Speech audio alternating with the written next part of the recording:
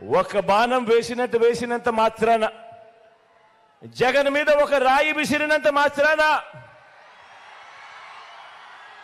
జగన్ మీద ఒక రాయి విసిరినంత మాత్రాన జరగబోయే ఎన్నికల కురుక్షేత్రంలో ఆ దుష్టయం ఓటమిని, ఆ పెత్తందారుల ఓటమిని, మన పేదల ప్రభుత్వం గెలుపును ఎవ్వరూ ఆపలేరు. ఇలాంటి దాడుల వల్ల నా సంకల్పం చెక్కు చెదరదు. పైగా ఈ స్థాయికి వీరు దిగజారారు అనంటే దాని అర్థం ఏమిటి? ఈ స్థాయికి వారు దిగజారారు అనంటే దాని అర్థం ఏమిటి?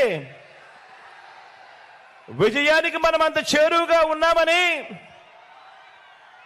విజయానికి వాళ్ళంత దూరంగా ఉన్నారనే కదా దాని అర్థము.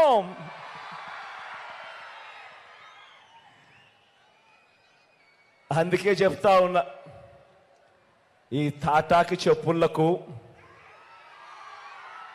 మీ బిడ్డ అదరడు, మీ బిడ్డ బెదరడు.